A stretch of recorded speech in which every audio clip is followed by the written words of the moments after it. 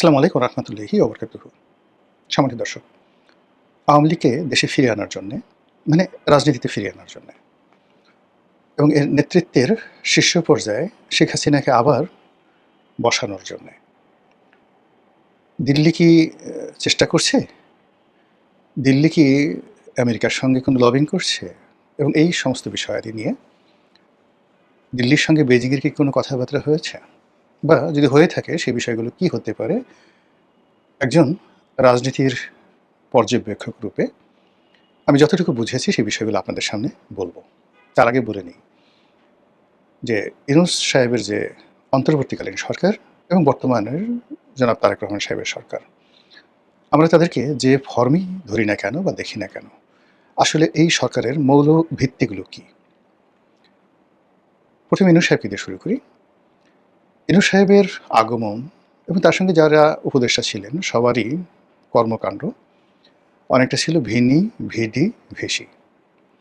Julius caesar, Roman সম্রাট Julius caesar, তিনি তখনও তিনি মানে যাকে বলা হয় সিজার হননি, সম্রাট হননি, তার আগে যখন তিনি কনসল ছিলেন, তো সেই কনসল থাকা অবস্থায় তিনি আজকের যে তুরস্ক, এই তুরস্কের একটা বিরাট এলাকা জয় করলেন এবং তৎকালীন সময় ওই এলাকাটি উপজাতি অধ্যুষিত ছিল এবং ভীষণ রকম ডেঞ্জারাস একটা জায়গা ছিল। জার্মানিতে একটা জায়গা ছিল, তারপর ফ্রান্সে একটা জায়গা ছিল, আর তুরস্কের এই জায়গাটি নানা কারণে এখানে কোনো বিজেতা যেতে সাহস পেতেন না এবং যে কোনো কারণে হোক না কেন জুলিয়াস সিজার এত বিখ্যাত, সে মানে সেই জার্মানি দখল করেছিলেন, তারপরে তিনি গলের যে যুদ্ধ তার মাধ্যমে ফ্রান্স দখল করেছিলেন এবং ইংল্যান্ডও দখল করেছিলেন। তো এই দখল করার আগে তিনি তার যে প্রথম যে যুদ্ধটি, যেটিকে বলা হয় ডিসাইসিভ ব্যাটেল, সেই যুদ্ধটি ছিল এই তুরস্কে। তিনি এত সহজে এটা জয় করলেন, তিনি ভাবতেই পারলেন না হাউ ইট ইজ পসিবল। শুধু বিজয়ের পর তিনি রোমান সিনেটকে লিখলেন ভিনি, ভিডি, ভিসি, আসলাম, দেখলাম এবং জয় করলাম। ডক্টর মোহাম্মদ ইউনূসের সঙ্গে যারা এসেছিলেন ক্ষমতাতে সবাই আসলাম, দেখলাম, জয় করলাম। তারা যেভাবে বলতে পারবেন না কেন আসলাম, কিভাবে আসলাম ইত্যাদি, আবার একইভাবে তারা বলতে পারবেন না কেন গেলাম, কিভাবে গেলাম। পুরো জিনিসটি একটা সিস্টেমের মধ্যে জাস্ট দে প্লেড। তাদেরকে একটা জায়গাতে বসানো হয়েছিল, বসার পরে তারা কিছু কর্মপরিধি, তাদের কিছু চিন্তা চেতনা বা তাদের দক্ষতা অভিজ্ঞতা তারা সেই চেয়ারে বসে করার চেষ্টা করেছে, যেটি বলতে গেলে ব্যর্থ হয়েছে এবং এমন একটা সময় তারা যেতে বাধ্য হয়েছেন। যদি তারা না যেতেন তাহলে তাদের অস্তিত্ব কোন পর্যায়ে থাকতো একমাত্র আরশের মালিক আল্লাহ ছাড়া বলতে পারেন না। আবার একইভাবে যে যাই বলেন না কেন, জুলাই বিপ্লবের পরে যেন সালাউদ্দিন সাহেবের ফিরে আসা ইন্ডিয়া থেকে একেবারে রাতারাতি, মানে মনে হলো যে জুলাই বিপ্লব হয়েছে আগস্ট মাসের 5 তারিখের পরে সারা বাংলাদেশে সালাউদ্দিন সাহেবের আসার জন্য, বিএনপির নেতৃত্ব গ্রহণ করার জন্যই বোধহয় তার জন্ম হয়েছে। প্রকৃতি যেভাবে মায়ের পেট থেকে একটি সন্তানকে প্রসব করিয়ে দেয়, প্রকৃতি যেভাবে মাটির যে ঘনত্ব, সেই ঘনত্ব ভেদ করে একটি ধানের চারা বা একটি শস্যের যে যাকে বলা হয় মূল গভীরে চলে যায় এবং একটি শস্যের যে কাণ্ড সেটা উপরে উঠে আসে। একটু গভীরভাবে চিন্তা করুন তো, এটা প্রকৃতি ছাড়া সম্ভব নয়। ছোট্ট একটা আপনি ধরেন বীজ, সেই বীজের এত নরম একটা মূল, প্রথমে মূলটা বের হয় বীজ থেকে, সেই মূলটা মাটির ভিতরে চলে যায়। ও শক্তিটা পেল কোথায়?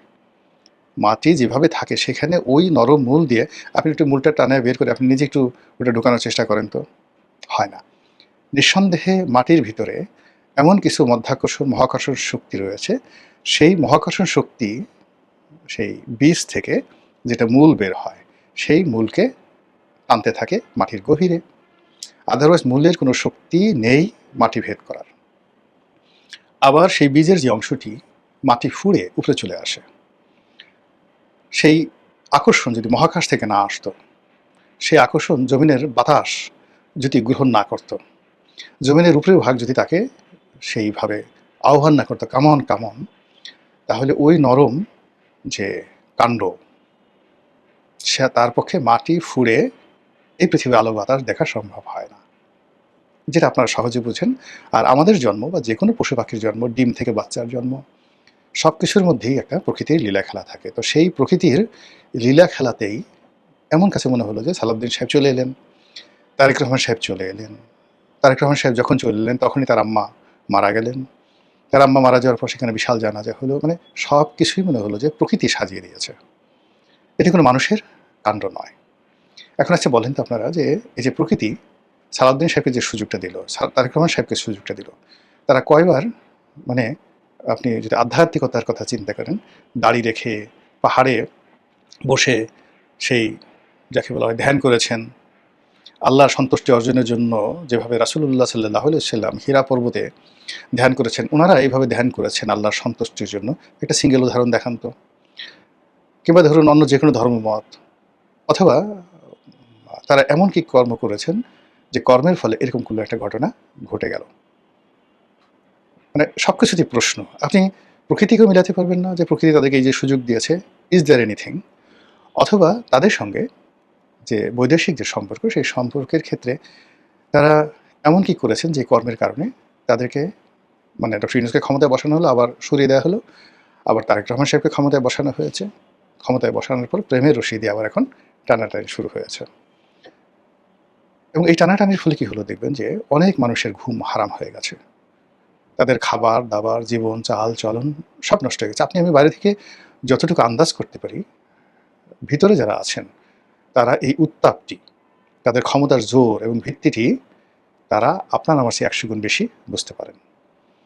তাদের চলাফেরা, ড্রেস কোড, তাদের মানে সিদ্ধান্ত গ্রহণ, প্রত্যেকটা জিনিসের মধ্যে আপনি দেখবেন প্রচণ্ড অসামঞ্জস্যতা রয়েছে। এবং আমরা যারা বাইরে আছি, সেই বাইরে আমরা তাদের সেই কাজের কোনো রকম ধারাবাহিকতা দেখতে পাচ্ছি না। একটা ছোট্ট উদাহরণ দিলে বুঝতে পারবেন যে দুর্বৃত্তায়ন কোন পর্যায়ে পৌঁছে গেছে। আমাদের এই যে মহাস্থানগড়, আপনারা নিঃসন্দেহে নাম শুনছেন। প্রাচীন বাংলার নয়, প্রাচীন ভারতবর্ষের রাজনীতি এবং সভ্যতার যে কয়টি নিদর্শন রয়েছে তার মধ্যে একটি হলো এই মহাস্থানগড়। এখন সেই মহাস্থানগড়টিকে ওয়ার্ল্ড হেরিটেজ, বিশ্বের যে ঐতিহ্য, এটি ঘোষণা করার একটা প্রক্রিয়া জাতিসংঘের পক্ষ থেকে নেওয়া হয়েছে। এবং সেটার কারণে কি হচ্ছে, এই জায়গাটিকে অবিকৃত রাখতে হবে, অবিকৃত রাখতে হবে। এবং ওটা যখন ওয়ার্ল্ড হেরিটেজ হিসেবে ঘোষিত হবে, তখন ওটা কেন্দ্রিক পর্যটন, ওটা কেন্দ্রিক উন্নয়ন, এটা জাতিসংঘ করবে। এবং এটার একটা বিরাট, আজ ধরেন আমরা পেত্রা দেখতে যাই, আজ আমরা সেই মিশরের যে পিরামিড দেখতে যাই, মূলত এর সঙ্গে জাতিসংঘ জড়িত। তেমনি আমাদের মহাস্থানগড়, আমাদের পাহাড়পুর বৌদ্ধবিহার, ইভেন আমাদের সোনারগাঁতে পালাম সিটি, এগুলোকে যদি আমরা ওয়ার্ল্ড হেরিটেজের মধ্যে ঢুকিয়ে দিতে পারি, তাহলে আমাদের পর্যটন শিল্পটা অনেকটা জায়গায় চলে যাবে। তো সেইরকমভাবে আমাদের মঞ্জিল মোর্শেদ, অ্যাডভোকেট মঞ্জিল মোর্শেদ সহ আরও অনেক যারা এমিনেন্ট আইনজীবী আছেন, তারা এই জিনিসগুলো নিয়ে কাজ করছেন দীর্ঘদিন ধরে। এই সরকারের আমলে হঠাৎ করে একটা সিন্ডিকেট, তারা এখন এখানে এই ওয়ার্ল্ড হেরিটেজ যেতে, মানে তাদের তো ধারণা নাই, মানে তারা এখন ওই মহাস্থানগড়ের মধ্যে 2টা রাস্তা করবে, তারপর ওখানে কিছু ঝাড়ফুঁস করবে, 10 কোটি টাকার জায়গায় 100 কোটি টাকার একটা প্রকল্প করবে, ওটা দেখিয়ে এবং কিছু টাকা মারবে।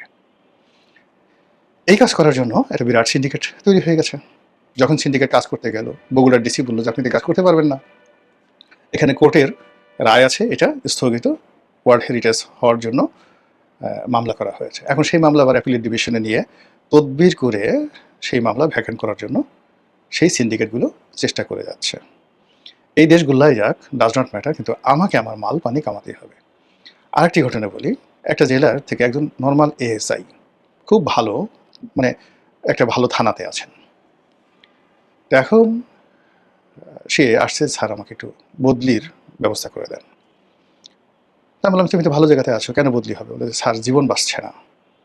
এই কেন হলো যে এখানে ওসি সাহেব যিনি আছেন 60 লাখ টাকা খরচ করে এসছেন, এবং এই 60 লাখ টাকা তোলার জন্য প্রত্যেকটা কনস্টেবল থেকে শুরু করে সবার উপর সে প্রেশার ক্রিয়েট করছে, ফলে প্রতিদিন আমাদেরকে অন ডিউটিতে গিয়ে এই টাকা আদায় করার জন্য চেষ্টা করতে হয়।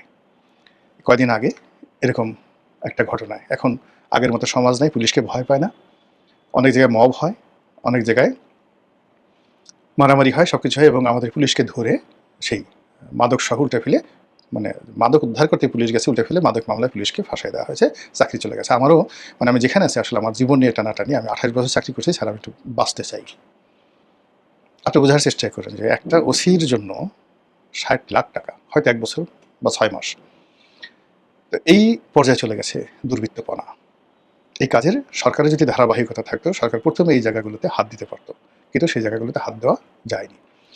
এর ফলে কি হলো, এই যে সরকারের প্রতিটি প্রশাসন, প্রতিটি জায়গা, কনস্ট্রাকশন, এই যে সরকারের অনেক মন্ত্রীদের নামে দুর্নীতির অভিযোগ আসছে, অনেক মন্ত্রীদের বিরুদ্ধে সুপার পাওয়ারের, যাকে বলা হয় যে তাদের অনেক ক্ষমতা চলে আসছে, সরকারের আপনজনের মধ্যে বন্ধু ভার্সেস বন্ধু, শত্রু ভার্সেস শত্রু, তাদের মধ্যে মারামারি কাটাকাটি হচ্ছে। এই বিষয়গুলো মানুষ ভাবছে তাহলে তো আওয়ামী লীগ ভালো ছিল, আমাদের কই জান্নাতের টিকিট কই? জামাতের লোক তো তাবিজ বিক্রি করার কথা বলে, খু দেওয়ার কথা বলে নারী ধর্ষণ করে, পার্থক্য কী রইল? তাহলে আওয়ামী লীগের লোক ধর্ষণ করতো, জামাতের লোক এই কাজগুলো করতেছে। আওয়ামী লীগের সালমান এফ রহমান এই কাজগুলো করছে, এখন কি শেয়ার মার্কেট লুট হচ্ছে না? এখন কি ব্যাংক লুট হচ্ছে না? আওয়ামী লীগের যারা দুর্নীতিবাজ কর্মকর্তা ছিলেন, এখন কি দুর্নীতিবাজ নেই? এটা মাঠের মধ্যে আপনি একটা সিঙ্গেল জায়গাতে কমেছে, কমেনি। এখন এটাকে উঠাতে উঠাতে উঠাতে উঠাতে ওই যে বীজের মতো আর উপরে উঠান, উপরে উঠালে আপনি দেখবেন যে যারা এই ক্ষমতার কলকাঠি নাড়েন বিদেশ থেকে, সেটা ওয়াশিংটন বলেন, দিল্লি বলেন, চীন বলেন, তো তারা এই যে জায়গাগুলো, সেই জায়গাগুলো তারা দেখছেন, দেখার পরে তাদের কি মনে হচ্ছে যে তাদের বিনিয়োগ, তাদের ভবিষ্যৎ, তাদের সিদ্ধান্ত, তাদের সাথে সরকারের যে সম্পর্ক, সেই সম্পর্কটা কন্টিনিউ করার জন্য যে চেইন অফ কমান্ড, সেই চেইন অফ কমান্ড 17 বছর কেমন ছিল, গত 2 বছরে কেমন চলছে। তো সেখানে যদি তারা কোনো উন্নয়ন দেখতে না পায়, শুধু ফুলঝুরি, কথার ফুলঝুরি দিয়ে কাজ হবে না, শুধু এখানে প্রজেক্ট দিয়ে কাজ হবে না, স্বপ্ন দেখে কাজ হবে না, এখানে আসলে অ্যাকশন দরকার। কিন্তু গত 2 বছরে যে অ্যাকশনগুলো, একটা সিঙ্গেল অ্যাকশন দেখান যে অ্যাকশনগুলো বাস্তবে দেশের এবং দেশের বাইরের আমাদের যারা বন্ধু আছে, উন্নয়ন সহযোগী আছে, সবাইকে খুশি করেছে। সেই দিক থেকে তারা যে কাজটি করে, যেমন শেখ হাসিনার জামানাতে তারা সবসময় জামাতের সাথে যোগাযোগ রক্ষা করতো, জাতীয় পার্টির সাথে করতো, তারপরে বিএনপির সাথে করতো, ইন পার্সন সেই ব্রিটিশ রাষ্ট্রদূত, আমেরিকান রাষ্ট্রদূত এখান থেকে গিয়ে তারেক রহমান সাহেবের সাথে লন্ডনে দেখা করতেন। তো সেই কাজগুলো যে এখন হচ্ছে না, আপনি তো বলতে পারবেন না সেই কাজগুলো এখন হচ্ছে, তাহলে সেই কাজগুলো কাদের সাথে হচ্ছে? নিঃসন্দেহে জাতীয় পার্টির সঙ্গে হচ্ছে, নিঃসন্দেহে এই যে এখন দেখেন জেলখানার একজন ডিআইজি প্রিজন ছিলেন 1/11-এর সময়, মেজর হায়দার, তিনি যে সকল পিলে সামখানের তথ্য দিচ্ছেন যে জেলখানা থেকে বের করে বেগম খালেদা জিয়াকে কিভাবে বাইরে বৈঠক করতে আনা হতো, কিভাবে তারেক রহমান সাহেবের সাথে অন্যের বৈঠক হতো, কিভাবে শেখ হাসিনার সঙ্গে বৈঠক হতো, সেই কথাগুলো তিনি বলে দিচ্ছেন। তো সেই কাজগুলো যে এখন হচ্ছে না, আপনি কী করে বুঝবেন? এই যে তারেক রহমান সাহেবের প্রতিনিধি দিল্লিতে যাচ্ছেন, অজিত দোভালের সঙ্গে দেখা করছেন, তো অজিত দোভালের বাইরে জন্য কোনো দোভালের সঙ্গে দেখা হচ্ছে না, এটা তো আপনি বলতে পারবেন না। তো পর্দার আড়ালে আসলে পিলে চমকানো অনেকগুলো খেলাধুলা হচ্ছে। আর সেই খেলাধুলা যতক্ষণ না পর্যন্ত, যেটা আমি বক্তব্য শেষ করে ফেলব, যদি রাজনৈতিক দল অর্থাৎ জামাত, বিএনপি তাদের হাতে থাকে, সরকার হিসেবে বিএনপির সরকার, জনাব তারেক রহমান সাহেবের সরকার তার হাতে থাকে, তাহলে বিদেশিরা বিষয়টা নাক গলাতে পারবে না। কিন্তু যদি এই ক্ষমতা ট্রান্সফার, ক্ষমতা ট্রান্সফর্ম, কারা থাকবে কারা আসবে, এই সিদ্ধান্তগুলো বিদেশিদের হাতে চলে যায়, তাহলে সঙ্গত কারণেই এখানে সামরিক বাহিনী মিডিয়েটর হয়ে যাবে like Pakistan, civil service mediator হয়ে যাবে, মধ্যস্থতাকারী হয়ে যাবে লাইক পাকিস্তান, এবং মিশরের মতো এখানে একটি রাজনৈতিক অভ্যুত্থান, সামরিক অভ্যুত্থান ঘটে যেতে পারে। এবং সেই অর্থে যেমন এখানে ধরুন পাকিস্তানে যখন ইমরান খানকে হটানোর প্রয়োজন হলো, তখন এই চাপের মধ্যে ফেলে 3টি বৃহৎ রাজনৈতিক শক্তি তাদেরকে এক টেবিলে বসানো হলো, সেনাবাহিনী বসিয়েছে।